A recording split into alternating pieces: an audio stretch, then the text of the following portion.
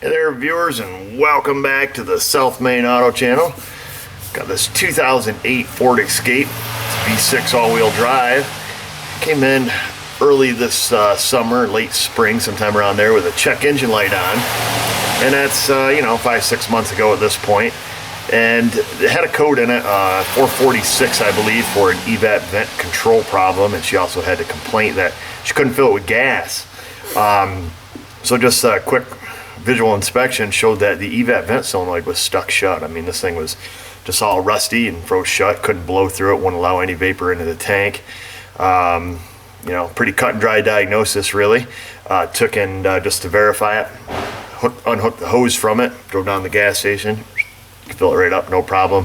Replaced the vent solenoid, but it didn't stop there. It appears to me that it ruined the ECM in the car when the vent solenoid seized up, or something else had happened there. The driver and the PCM may have went bad and burned up the vent solenoid. I don't really know. All I know is it doesn't work. So we replaced the vent solenoid naturally, so she could put gas in it, and we've got that on there. But what has happened is we have a full-time power at the vent solenoid, which you're supposed to, but we've lost the ability to control it with the PCM. There's just like a fixed voltage on the control side. I went through it that time, like I said, it's several months ago, just kind of going off memory. Did a few circuit tests on it, kind of tested circuit integrity to make sure that the wire from the computer to the vent solenoid is good, to make sure that I could toggle it on and off manually before I call the PCM to be bad, because these control modules are very, very expensive in these trucks, and you don't want to make the wrong call ever, especially on it's this $1,000 part. At any rate, I talked to Ivan about it a long time ago when I was working on it and sharing with him, what I found, and we like to share things back and forth of experiences we have, particularly on stuff like this, kind of bizarre, just to have a, PCM failure itself is kind of bizarre. I think is often one of the most misdiagnosed items on a car, particularly if people are just playing Swaptronics or following manufacturer flow charts. It's change this part, put a computer in it. Not too often we change computers because they fail just randomly out of the blue. At any rate, I believe that's what this is. The cool thing is this vehicle's back. Its inspection's due. She finally wanted to bite the bullet and put a computer in it. So that's what we're gonna do. But the neat thing is, I was talking to Ivan last night, and he's actually coming up today. So I said, well, perfect. I'm gonna have you double check me on this before I make the 100% call. I'm quite confident myself that's what it needs. He's on his way up from State College, Pennsylvania, and gonna bring some of his diagnostic equipment and just give me a quick double check, and then we'll take our diagnosis from there and see how this turns out. All right, guys, Ivan made it, and I'm gonna turn the video over to him. Super busy, and like I mentioned just a second ago, that he's just basically gonna double check me on this PCM and second opinion. Yep, so and good. Yep. He's gonna run down the diagnosis basically like you've never seen it before, right? Yeah, build from scratch. Yep. So we talked about it, like I say, months and months ago. He never actually seen the vehicle. We just talked on the phone about it and the issues I was having. So I'm just gonna lay him at it. Of course, he's kind of got the pre-notion that it may be a bad ECM, but just have him look at the circuit, make sure I'm not going crazy, and then we'll take it from there. I don't know how much more testing I'm going to be able to come up with. Eric already told me the full list of tests. 100%. So yeah, never know. Yeah, we'll just get the Veris out, do some test light, testing. Maybe hook up the scope for kicks. Yep. And well, probably it's going to be a bad PCM, but we never know. Find out. Yep. Oh, really? All right. So we're working on a 2008 Ford Escape with the 3-liter V6. Customer complaint, check engine light is on. So let's read some codes first. We have the Veris configured. So for Fords, first let's check memory codes. No, I didn't. I found it though. Yeah? I got it. You got a magnet, right? Yep. Good. I got about 2 or 3 magnets. I got little short ones. And I got Alright, so P0446, EVAP system vent control fault, and the P1000 which means the codes, Oh, welded? I guess, have been cleared recently, even though You know I did that the customer said, you know, nothing's been reset.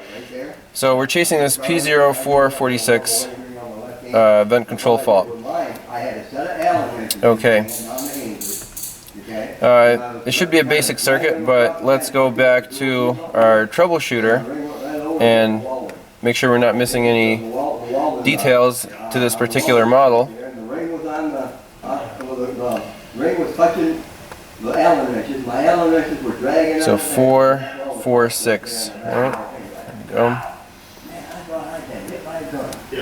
Yeah, this one made me dance a little bit. Right underneath the ring. So this continuous fault indicates an evap system excessive fuel tank pressure or vent control fault. So that's interesting.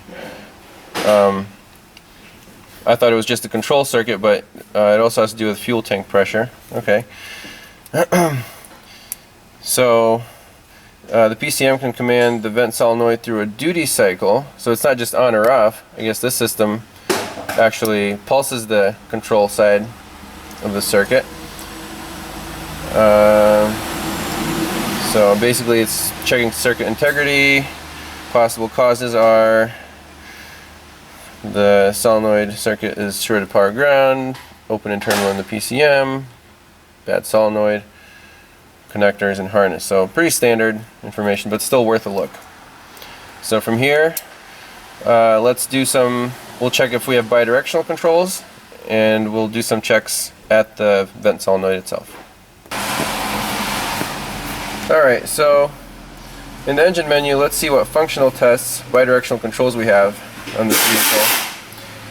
I'm looking for the evap canister, let's see, vent solenoid on-off command, perfect. So here, we'll be able to energize the solenoid from the driver's seat, which is really convenient. So right here we have on and off, and it's showing the duty cycle. So again, I don't know if it's That's good. duty cycle controlled or not, but let's see what happens when you turn it on. So it says 100 or 0. So we don't have, you know, percentage control, but this should be good enough for testing. This is quite the busy shop. You got cars getting towed in, you got Eric working outside, we're troubleshooting the Ford Escape here. I got my own camera girl. That's awesome.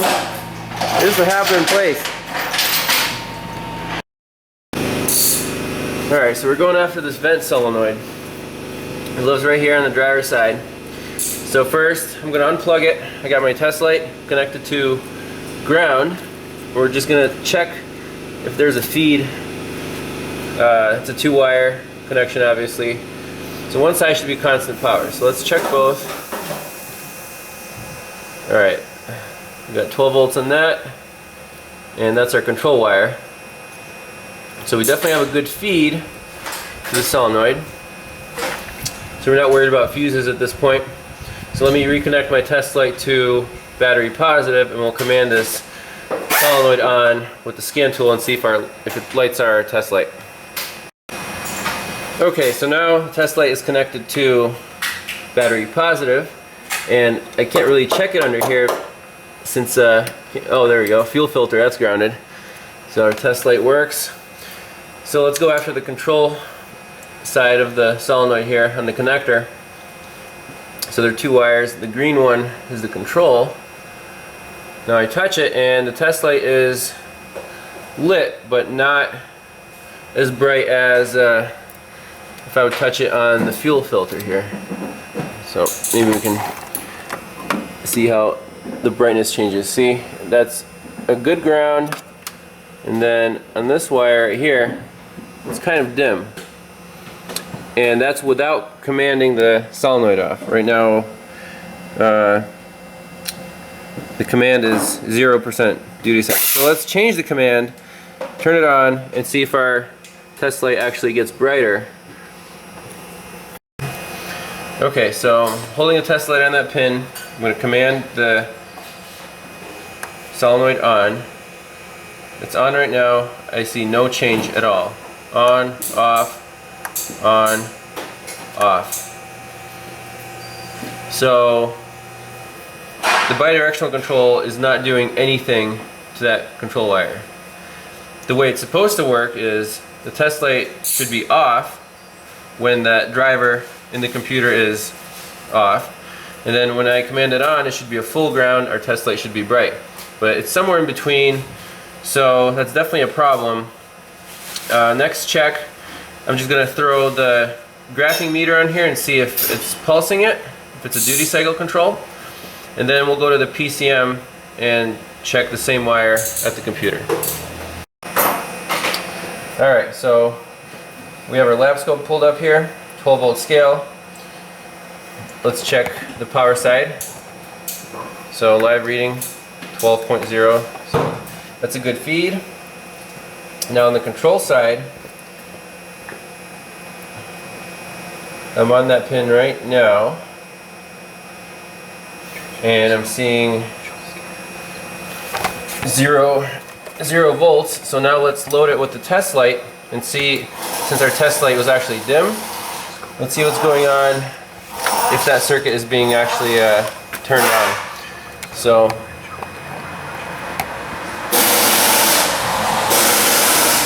what do we see? About 4 volts. And it's not being pulsed, it's just constant 4 volts. That's with the test light loading that circuit. So that's very interesting. And we can try going back to our scanner, turning this on, and seeing if we get any change. 4.16. So nothing changed with the bidirectional control. Alright, so we have our test light from battery positive connected right to the control wire on the solenoid. So I'm going to command the evap solenoid on and off on the scan tool, and we'll see if that control, if anything changes at all. So on, it gets brighter. Okay, off, it's dim. We can also take a look on our lab scope.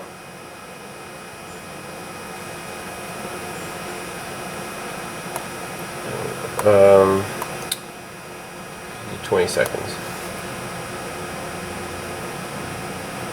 Okay, so when we command the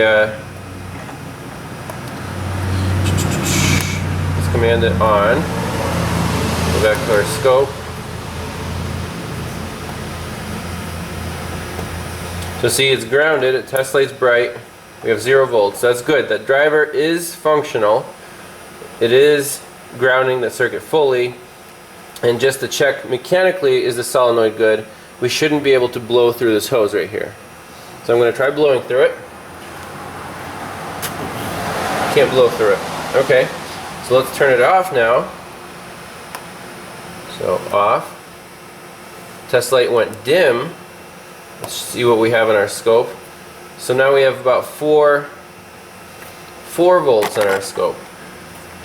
If that driver was really turning that circuit off completely, I would expect 12 volts and no current flow through that solenoid.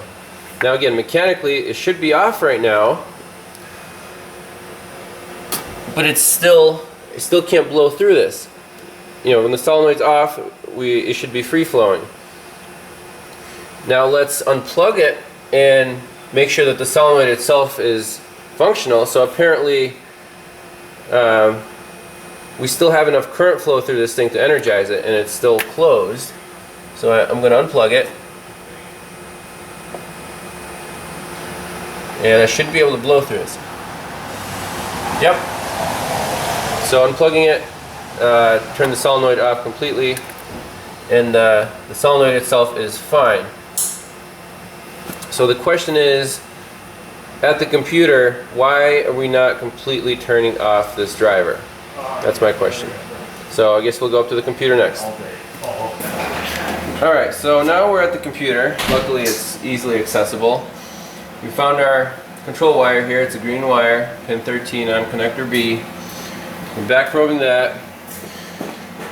So test light is still connected to battery positive, and I have it going right into that lead, and we see our dim light.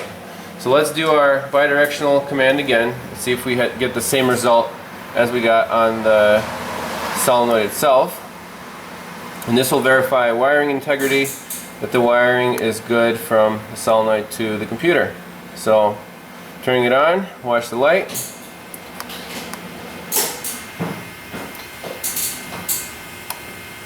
On, off. So like before. It works the same. So now let's look at the voltage signal. So I'm going to just plug it in to channel 1 here. We'll look at our scope.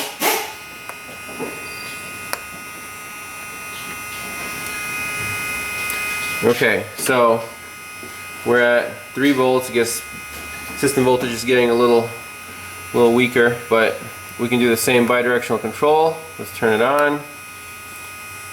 Right there. And full ground. That driver is doing something, but again, when we command it off, oh no, hit the wrong button. Okay. We'll take care of it then. Okay, let's turn it off. Go back to our scope. We have our 3 volts. That should be 12 right now. So that circuit is being grounded with the driver shut off. Now let's go one step further. Let's turn the key off and just shut the computer down. And you keep watching the trace there. So this should shut everything off.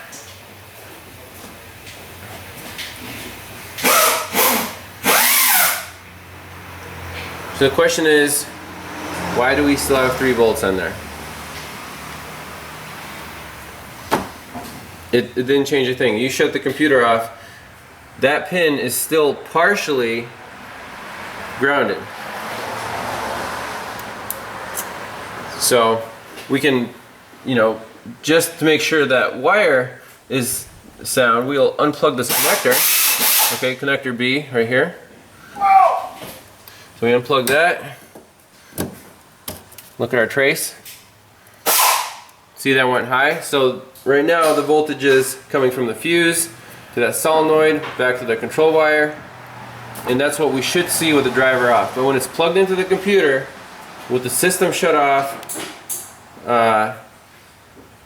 we're getting a partial ground through that driver, through that pin. So at this point, yes, it is a computer issue. Now, do we want to take it out, open up the circuit board? Maybe there's some corrosion on there. Maybe that pin is, being grounded to the case somehow. But regardless, we have to get this computer out and examine it. And worst case scenario, replace it. Go down to the dealer and reprogram it. All right, that's it. Eric had a used PCM in stock on the shelf, so we're gonna plug and play here. Right, Eric? Yeah. Don't have to get too dirty, just 3 connectors. A little dusty and crusty, but I figure we'll just plug it in right here. We don't have to bolt it in yet. And then Do you we'll keep our lead on here. think it'd be a good idea to clean anything while you're here? You wanna spray this down a little bit? Well, It's a little dusty. I mean, you don't want to spray the numbers off, just a little. yeah. Oh, there you go. Yeah. All right. I mean, that helps. Yeah. I use that a lot in my videos. I don't. Oh no, it's on the plastic intake now. All right, let's plug it in. Now it smells real good under the hood. Is this how you deal with stress, Eric? It is. All you need is a nice shop rag and a can of brake. All right, let's see. Plug this bad boy in.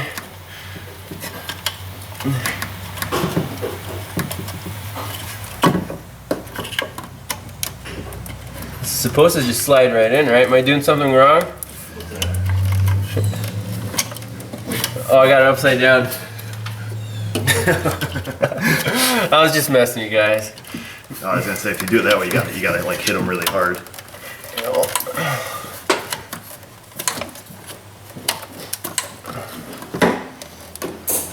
Well, our voltage is still high on that On that pin, that's a good sign that the driver isn't shorted. Yeah, even if that computer throws a bunch of security or VIN mismatch Yeah. codes, at least that'll give you an idea. So I'm going to turn the key on and see what happens. Oh, it's not going to be And happy. we're not going to start anything, but if we can bidirectionally control that.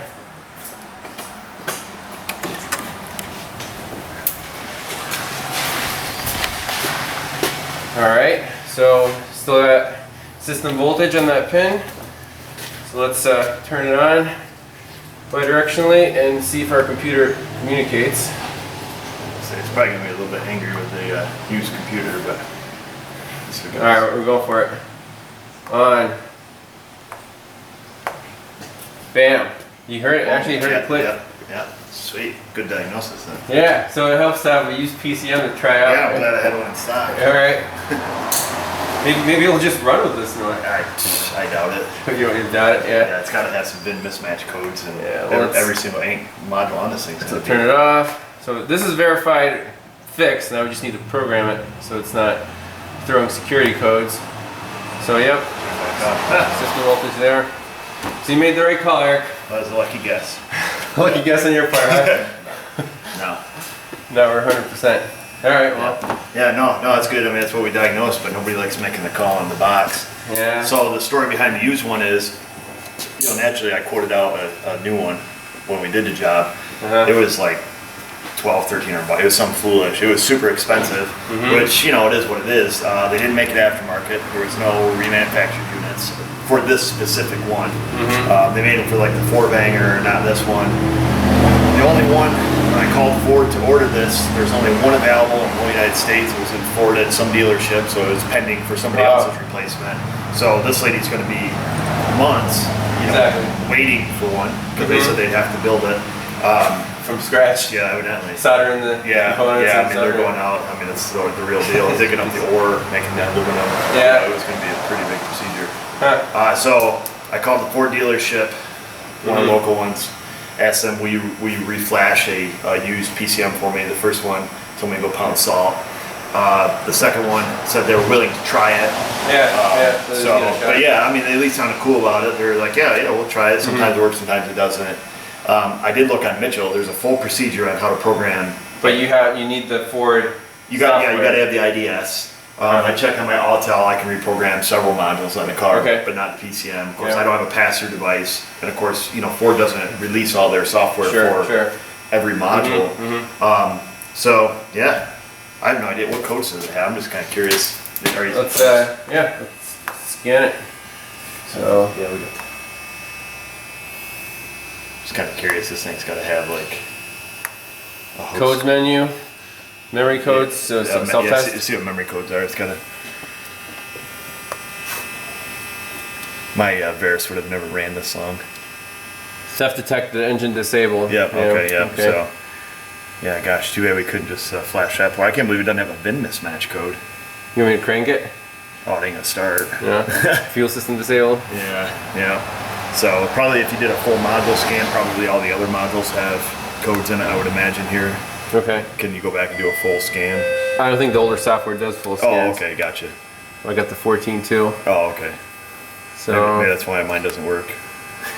yeah, maybe. So, but you can Yeah, just go check, to all the. just check like transmission. transmit. See if I can talk to it. Yeah, should be able to because I think that's in the same module that you just plugged in.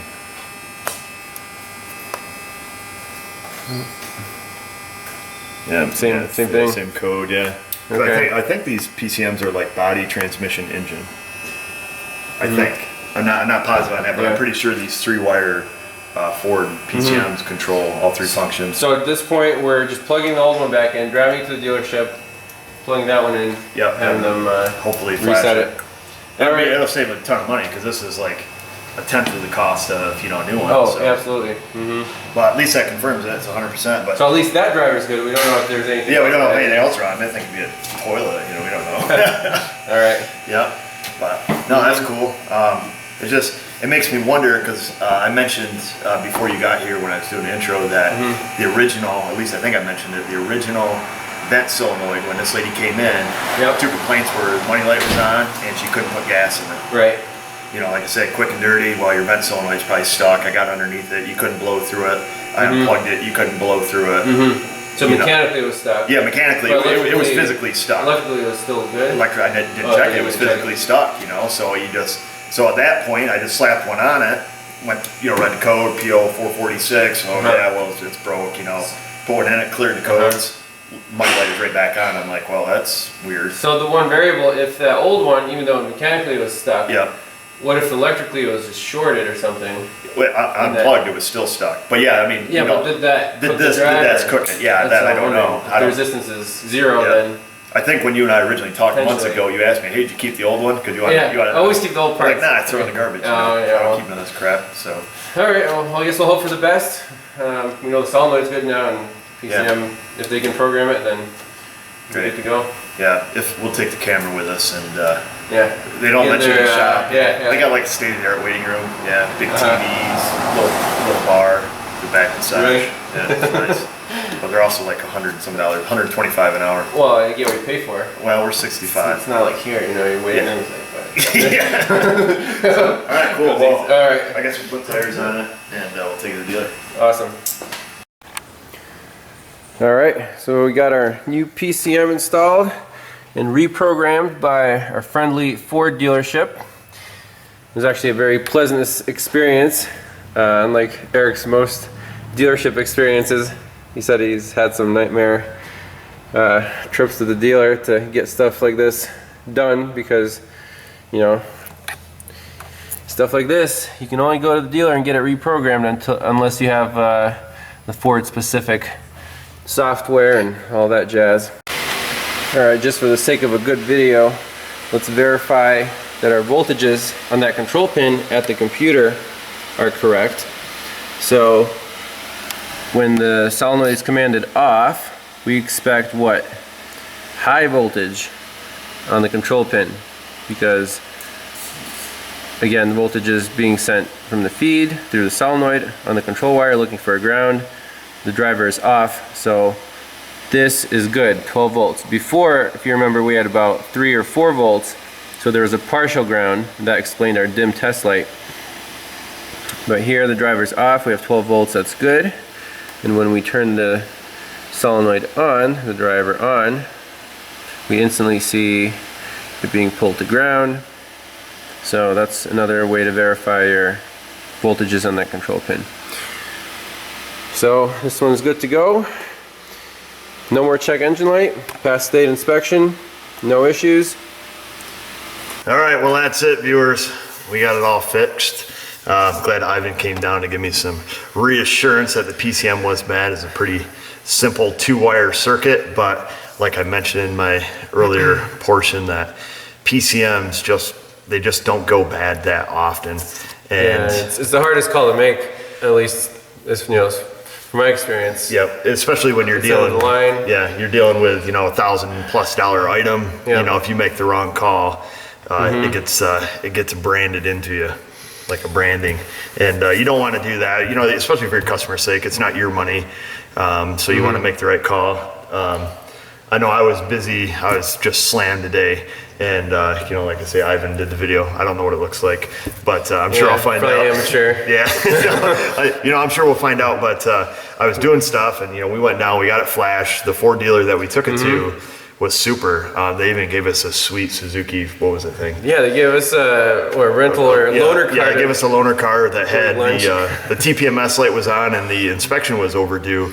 But they gave us a Suzuki Forenza or some, I don't know, some little Area SX4, Yeah. little hatchback. CVT little cracker box thing. But we took that for a rip and got some lunch. They programmed it. They were super cool about it. And but boy, I tell you, that first one I called, man, they were bad. Like So super you bad. were expecting the worst of this dealership. Yeah. Well, at least they were willing to try. Yeah, And I yeah. don't understand people's no willingness, man. These just go to there, do their mindless work. They're little zombies. They don't want to help anybody. Yeah. They don't want to. I mean, this lady. I know you weren't in the office when she came. She was literally almost crying when she picked up her car, but her Yeah. bill was $800 less than what we quoted her. You quote worst case scenario. Yeah, I quoted on a Yeah. brand new PCM because I know that the Ford dealerships will not reflash me a used PCM ever under any circumstance. Holy cow. You know, they're So you have to jerks. start from scratch, Yeah, brand new PCM. yeah, you got to start a brand new PCM, and then Yeah. even at that, they don't even like to do it. So, you know, all the more reason to get pass-through programming device, but I haven't done that because not all pass-through devices can do all modules, and in a lot of cases that's silly. So yeah, I could flash a PCM, but we couldn't Yeah. go through, we couldn't reprogram the PATs, we couldn't, Uh-huh. do a parameter reset on all the other modules. Yeah, learn keys. Yeah, so it's kind of silly to me. People are like, why don't you do pass-through programming?